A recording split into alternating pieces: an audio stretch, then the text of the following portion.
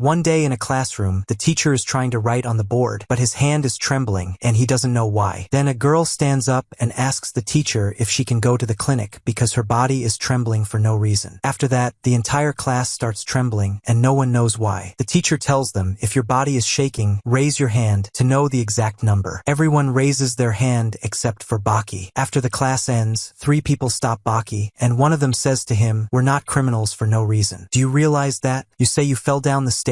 Are these injuries from falling downstairs?" Another criminal says to the one who spoke, "Are you scared, Rio? Your body is shaking." Rio responds, "You're the one whose body is shaking," and a third criminal, whose body is also shaking, stops them. The criminals' bodies are trembling because their cells sense the fear coming from Baki due to his immense strength, which they had never encountered before. He tells them to forget about it. Baki says, "If we're done, I'll leave." One of them calls out to him and asks, "What exactly are you?" Baki responds coldly, "There's nothing about me that interests you, and my matters don't concern you." They all look at him, terrified, their bodies trembling. He tells them, "Focus on your criminal activities, and as long as you don't interfere with my affairs, I won't obstruct yours," and leaves. Outside the school, a limousine pulls up, and a man named Mitsunari Tokugawa steps out. He's responsible for a secret fighting arena, a grand place for martial arts, and he holds great respect for martial artists. At the same time, Baki is walking down the corridor with his teacher, who asks, "What have you done?" Baki replies, "I haven't done anything." The teacher says, "Do you understand the importance of the person who wants to meet you?" Meanwhile, Mitsunari is in the principal's office, and the principal says fearfully, "This is an unexpected visit. I never imagined someone as important as you would visit our school." Baki enters, and Mitsunari is pleased to see him. He says, "Welcome, hero," but Baki replies, "I'm not a hero. What do you want, old man?" The principal and the teacher are shocked and terrified by Baki's tone, but Mitsunari doesn't mind. He tells the principal, "Can you leave us alone for a while?" The principal and teacher leave, and Mitsunari asks Baki, "Has your injury healed?" Baki replies, "The doctor said I can remove the cast in a few days." Baki adds, "And I'm sure you're not here to ask about my injury." Mitsunari smiles and says, "In the coming days, Japan, specifically Tokyo, will witness the arrival of people with immense power." In a prison in America, one of the officers tells the guards, "Be careful and keep a meter away from him. He's a deadly beast that can kill you in an instant." They're transferring a dangerous prisoner, fully shackled. They open a cell with 2 doors and bring him into a room with a noose. The officer greets the warden and says, "I've brought 5 guards, and we've finished transferring the prisoner." The warden says, "Well done," and the prisoner walks to the noose. The officer asks, "Mr. Dorian, do you have any last words?" Dorian replies, "I want to taste defeat." They open the floor beneath him, and he's hanged. The warden orders the officer to bring a doctor to confirm if he's dead. The doctor listens for a heartbeat, and then suddenly Dorian opens his eyes and attacks the guards with incredible speed, breaking their bodies and crushing their skulls. He frees himself from the shackles, and the remaining guards are terrified. He says, "This same scenario happens over and over again. You always offer me a hollow victory with no taste," and walks away. After a while, one of the officers opens the cell door and enters, finding the bodies of the officers and doctor hanging with the words, "I'll meet you in Tokyo, ladies and gentlemen," written on the wall in blood. They declare a state of emergency in America, and Dorian sets off for Tokyo, swimming across the sea. Back with Baki, he's surprised by Mitsunari's words and gets excited about what's to come. Mitsunari says, "The problem is, Dorian isn't the only one coming." One day in a prison in England, the officer says to the prisoner, "What? Your dream is to taste defeat? Are these your final words?" He then asks, "Let me ask you, Doyle, are you saying you consider your end a victory? These are the final moments of your life, and they seem like a defeat to me. There will be a fleeting moment before your death where you'll feel that your dream is coming true." Doyle is strapped to the electric chair, and the officer signals to the doctor to begin the execution. The doctor presses the button, and Doyle starts convulsing, his eye bleeding. The officer orders the doctor to stop, but suddenly Doyle tightens the strap and quickly frees himself. He strikes the 2 guards standing next to each other, crushing their skulls, killing them. He tells the officer, "Draw your gun. I'll let you use your weapon, but I won't even remove the blindfold over my eyes." The officer pulls out his gun, but Doyle quickly punches him in the face, shattering his skull. He steps on the gun, breaking it, and walks away. He heads to the pilot, saying, "I didn't believe what you wrote in your last letter, but you really showed up at the scheduled time. Let's head east." In one night at a prison in Russia, the captain angrily asks the officer, "You're telling me he climbed and escaped from here?" A 100-kilo man climbed the smooth iron walls, 100 meters high. The officer replies, "Sikorski's physical abilities are beyond description. If he hadn't chosen a life of crime, time, he could have won countless gold medals. The captain and officers go out to search for him. He says, if he passed the area we're heading to, Garland is definitely in danger. When they reach Garland's house, they find his body shattered, and written on the wall is, I'm going east to taste defeat. On another day, in a level 5 prison under the sea, 200 meters deep in America, a man is preparing to conduct an interview with a prisoner and asks the officer, is this all you need? Ink, pen, lighter, and watch? The officer tells him, sorry, but you'll need to remove your tie pin and cufflinks as well. The man says, I know he's a dangerous criminal, but he's locked in a cell surrounded by bulletproof glass. Plus, did you forget I'm a black belt in karate? The officer shows him a photo of a man whose face is destroyed and says, this is the legal advisor who came to meet Spec 2 years ago. He got close to Spec when he suddenly started vomiting blood. Of course, the bulletproof glass was separating them, but Spec killed him before we could warn him. He managed to grab the legal advisor through the food slot and landed a direct punch. The result is as you see in the picture. The man preparing for the interview gets scared and removes what the officer asked. The officer takes him to the cell, warning him not to get close to the glass and to focus only on his questions while ignoring anything Spec says to provoke him. The officer opens the iron door of the cell and tells him, he's at the end of this hall on the left. Don't walk unless your interview is done. And forget about the black belt. The legal advisor was a national champion in wrestling. Fearfully, the man walks slowly, and when he looks to his left, he's shocked. The officer asks, what's wrong? The man replies, he's not here. The ventilation hatch opens above, and Spec reaches down, grabs the man's head, and yanks it up, smashing it against the glass. He reaches into the man's mouth and pulls out his gold tooth. The officer presses the alarm button, and Spec says, thank you for your hospitality. I'm heading to Tokyo to taste defeat. One of the officers says, it's impossible for him to reach the surface from this depth. He'd need to swim as fast as he can for at least 5 minutes. If he tries, he'll die within 30 seconds. But Spec reaches the surface and thinks, unfortunately, guards, you still don't know much about me, like the fact that I can hold my breath for 5 minutes. At the same time, in a bulletproof, soundproof glass room somewhere in Japan, a prisoner named Ryoko Yanagi stands in front of 2 guards. One says to the other, about 10 men died in an instant, all of them prisoners. But this won't stop him from facing the death penalty. The other asks, how did he kill 10 people alone? Does he practice martial arts? The first guard responds, no, he used poisonous gas. The second guard asks in disbelief, how? He's small and middle-aged. The first guard says, the strange part is that he's only about 160 centimeters tall. The second guard asks, is this glass really enough to stop him? The first guard replies, we got it from the Ministry of Defense. Can even withstand rockets. Ryoko looks at them and asks, I have a question for you. He stands up and approaches them, and they back away in fear. He asks, do you know what the deadliest gas on Earth is? The guard pulls out his gun and warns him, I told you not to move. Ryoko laughs and replies, what's the use of pointing your gun at me when there's bulletproof glass between us? The guard flinches, and Ryoko continues, to me, there's no difference between this and regular window glass. He places his hand on it and presses. The officer shoots, and the glass shatters. Ryoko says, shoot me, but don't forget to remove the safety first. The officer looks at the gun, and suddenly Ryoko appears behind him, crushing his throat and killing the second guard. Back with Mitsunari, he tells Baki, there are 5 prisoners sentenced to death, none of whom are connected, and all of them are coming to Tokyo, leaving behind the same words. Do you realize what that means? That means they're coming to meet you. At the same time, in the park, people are telling each other, that's Rob Robinson, the kickboxer, who's running and training. On his way, he spots someone sitting and throws a newspaper at him. Robinson dodges it, but it still cuts his face. He finds Doyle in front of him and gets nervous, asking, are you challenging me to fight? Don't get any closer. I don't fight amateurs. Doyle approaches, and Robinson grabs him by his clothes, saying, do you want to die? Suddenly, his fingers start bleeding because Doyle has placed sharp blades on the collar of his shirt. Doyle then elbows him in the neck, cutting it with the knife hidden in his elbow. Meanwhile, Rio and his gang are looking for people to fight Baki. Strong individuals come to show off their skills, and one of them approaches Baki, telling him, we're not backing down just because you told us to leave you alone. I'll say it again, you're coming with me. Baki replies, fine, and with a flex of his arm, breaks the cast and goes with him. When they arrive, They mock him, calling him small-built. One of them pulls out a gun and tells Baki to get on his knees. Baki laughs sarcastically, and another person says, no need to pull out the gun so quickly, pulling out a sword and getting closer to Baki. Baki thinks to himself, he really intends to kill me. Then I'll crush his skull. He senses what Baki is about to do, and as soon as he raises the sword, his movement freezes. Baki tells him, you have the courage to slice my body, but you're not ready for your skull to be crushed. Another person throws a weighted object attached to a chain at Baki, but Baki catches it, asking, did you buy this online? He lets go of the weight, telling him, I'll play with you a little. The person gets angry and tries again to hit Baki, but Baki dodges it, getting close and making him hit himself with the weight as he swings it. Another person tries to strike Baki from behind, but Baki elbows him in the stomach and says, you're too slow. He gets angry, pulls out a knife, and tries to outmaneuver Baki, but Baki steals the knife and hands it back to him. Then he looks at the person who brought them and laughs at him. The person aims the gun at Baki, and suddenly Spec appears behind him. Baki is startled and looks at him, and the person holding the gun asks Baki, what will you do now? Baki sarcastically replies, I'm scared, then looks at Spec and says, you're the first of the 5 prisoners sentenced to death coming to Tokyo, right? The person with the gun is confused by what Baki said, looks behind him, sees Spec, and gets startled. He points the gun at Spec, who reaches out his hand and says, give me the weapon. You know it won't work against me. The person hands him the weapon, and Spec slaps his cheek a few times, saying to Baki, I've heard that the world's strongest man is here in Tokyo, and they say he's just a 17-year-old kid named Baki Hanma, which is you. So if I'm going to taste defeat at your hands, shake my hand. When Baki reaches out his hand, Spec grabs it and squeezes it hard, saying, don't disappoint me, please. By the way, he kicks Baki in the face, knocking him to the ground, laughing loudly, and says, goodbye. At the same time, Baki's father, Yujiro Hanma, the strongest man in the world, capable of destroying an entire army with his bare hands, and feared by fighters, politicians, and military leaders, is in his room, listening to the news about Spec. He gets up from his workout position and says, they won't find a solution to this crisis, even after 100 years. Even the federal intelligence will be helpless. At sunset, Ryoko is sitting with someone and says, who would have thought we'd meet again like this? Anyway, I'm glad you took the trouble to visit us, Yanagi. Ryoko replies, you've gotten older and weaker, Shibakawa. If I had known I'd see you like this, I would have killed you back then. It's known that Shibakawa is the founder of the Shibakawa style of combat jujitsu, and despite being over 70 years old and frail, he can defeat anyone with his technique called shared spirit, no matter how strong they are. Shibakawa asks Ryoko, what do you think? Shall we fight? Ryoko laughs and says, martial artists are so naive. If you want to fight, what you need to do is attack without talking. He grabs a kettle of boiling water and throws it at Shibakawa. Shibakawa hesitates, and Ryoko places a needle in front of his eyes, saying, this is your second defeat, or should I say your third. Later that night, in the capital city prison, Spec is thinking to himself, this place is nice, hot meals, clean air. I think I could stay here for a while, but the meals are too small. Meanwhile, the prison commissioner is having a meeting with the officers, saying, this is a new case for us. Don't consider him human. He's unlike any prisoner we've dealt with. Think of him as a super intelligent beast. We need to maintain the reputation of the capital city police department. When we present him in court, I want you to double the security measures. He then enters the bathroom and is shocked to find Spec there. He asks, what are you doing here? Spec replies, I needed to use the bathroom, and I brought some pastries. Feel free to have some. They were in a nearby supermarket. The commissioner gets angry and tries to kick Spec, but Spec grabs his leg and says, you can't meet kindness with rudeness, and forces the pastries into his mouth. The other officers realize that Spec has escaped, and they say, we need to inform the main police headquarters. Suddenly, Spec appears behind them and says, that's rude. You can't enter someone's room without permission. I'm not leaving here. Get out of my cell. Meanwhile, in the supermarket, a customer enters, looking for the shop owner, and finds his body mutilated. The next day, at a karate training facility, Katsumi Orochi, the adopted son of Dobu Orochi, the founder of the Shin Shin Kai karate style, is fighting against Keo Ritsu, a genius who is said to be the best in the history of Chinese Kempo. He was on the verge of defeating Baki in the Ultimate Fighting Championship, but suffered a major defeat. Ritsu attacks Katsumi's arm, and Katsumi jumps, landing on his hand, then jumps again, aiming a punch at Ritsu. Ritsu blocks the punch with his leg and kicks him toward the wall. Katsumi stands on the wall, then jumps again toward Ritsu, but Ritsu evades the strike and kicks him in the face. Katsumi blocks the kick with his hand, and they stop fighting. Suddenly, Katsumi starts bleeding from his nose and says to the onlookers, I know this isn't new information to you, but I faced him before, and he defeated me with a single strike. My father, Dobu, said that if modern karate can't keep up with the ancient Chinese Kempo techniques, then there's no point point in studying it. He stopped training and abandoned the Shin Shin Kai style, but I follow a different approach to practicing karate. We'll replicate what we can from the 4,000-year-old history of Chinese martial arts and create a modern version of Shin Shin Kai. That's why I allowed Ritsu to come here. Suddenly, Dorian enters and says, I want to meet Mr. Dobu Orochi. Katsumi tells Dorian, I don't mind, but at least take off your shoes. Dorian removes his shoes and says, my sincerest apologies, then suddenly throws his shoe toward him. Katsumi tries to catch it but gets kicked directly in the face instead. He flips over and lands on his feet. Dorian approaches him, places his hand on his shoulder, and says, I'm sorry, are you okay? Suddenly, Dorian pokes his fingers into Katsumi's eyes, removes his belt, and ties it around his neck, lifting him up. Katsumi kicks him in the face, then knees him in the forehead, and Dorian falls to the ground. Dorian pulls a piece of wood from the floor and throws it at Katsumi's neck, causing him to bleed heavily. Dorian hears the students calling Master Orochi, and he says, now I understand. This boy's master is Dobu Orochi. I hope to meet him. Dorian walks away, and Ritsu stops him, saying, you think you can just walk away? Suddenly, they find Dorian crying and thanking them. He quickly grabs a strand of hair, blows it hard in Ritsu's direction, and before it reaches his eye, he catches himself, flips over, and lands on his hand, delivering a double kick to Ritsu. Dorian blocks it, laughs, and says, that was a good fight. You're a skilled warrior. Ritsu replies, the fight isn't over yet. Dorian pulls out a bottle of alcohol and a lighter, pours the alcohol into his mouth, lights it on fire, and disappears. Ritsu gets angry and punches the air, extinguishing the flame. Meanwhile, the physical fitness test begins at the school, and the entire class complains about the test. Baki, with a look of indifference on his face, says to himself, if I think about it, this is my first time in a physical fitness test. They start with the running test. The coach tells them to get ready, and everyone assumes the ready position in unison. Baki hesitates and does the same, and when the coach signals the start, they all run except for Baki, who stands still, surprised. The coach calls out to him, start running. Baki makes a hole in the ground from the force of his launch, but lifts off the ground, almost falling. He lands standing, and the entire class is shocked and amazed at the hole he made with his foot. They begin the long-distance throwing test. When Baki tries to throw the ball, it hits the ground and bounces to a very high height, and everyone is amazed. The coach tells him, that's the worst throw I've ever seen. Next is the high jump test. Baki jumps with great force, but ends up jumping over the entire track. The coach is very angry, telling him, I can't measure your jump if you don't land in the track. However, his classmates are impressed because it's unnatural for someone to jump over the entire track without even running beforehand. They start the pull-up test. Baki does 15 pull-ups quickly, and no one notices. The coach asks, who told you to stop? Baki responds, I'm done, and the coach doesn't believe him, telling him, do it again. Baki lifts his body with all his strength, breaking the bar. The coach gets angry and says, what's wrong with you? Breaking the bar, jumping over the track, and digging a hole in the ground? You haven't passed a single test yet. Next is the 1,500-meter race. Baki asks the coach, what's the world record for the 1,500 meters? The coach replies, 3 minutes and 26 seconds. Are you going to try to beat it? Baki asks, if I beat it, will you give me a passing grade for all the fitness tests? Everyone gets excited, and the coach says, not just that, you'll get full marks in all subjects. Baki takes off his clothes, and everyone is amazed by his muscles. He warms up, ties his arms and legs, and the coach signals the start. Baki runs at full speed, and the coach says, what, did I miscalculate the timing? That's the world record for 400 meters. Baki continues running fast, and the coach, confused, thinks to himself, if this timing is correct, then he's broken the 800-meter world record. Suddenly, after crossing the 1,000-meter mark, Baki starts feeling muscle cramps because he's been training for strength, not speed. He begins to feel as if he's running with a heavy weight attached to him, and by the end, he's the last one to cross the finish line. Everyone says Baki lost and didn't pass the fitness test, but the coach says, no, he succeeded. That night, in a luxurious restaurant, Mitsunari is sitting with two very important figures. Kanji Eguri, a wrestling star who faced Baki in the third round of the Ultimate Fighting Championship but suffered a defeat, and the former world judo champion, Tatsuoka. Tatsuoka asks Mitsunari, when is the fight going to be? Mitsunari replies, when do you want it? With arrogance, Tatsuoka responds, if there's a ring, a prize, and an opponent to fight, I'm ready anytime. Just tell me when to start. Mitsunari says, you know I don't offer monetary prizes in my tournaments. Tatsuoka replies, you organize legendary tournaments, and just participating in them will elevate my status. After that, the money will come chasing me. A person enters and places dishes on Tatsuoka's head. It's Sikorski, who says, let's begin the fight. Tatsuoka gets angry and grabs him by the clothes. Sikorski places 2 knives in his hands, pinning his clothes so he can't use them. He takes them off and, with 3 quick punches, leaves marks on his face, knocking him unconscious and calling for an ambulance. Tatsuoka looks at Mitsunari and Egiri and says, "Those who wait for someone to order them to begin fighting don't deserve the title of martial artists. Fights are just training,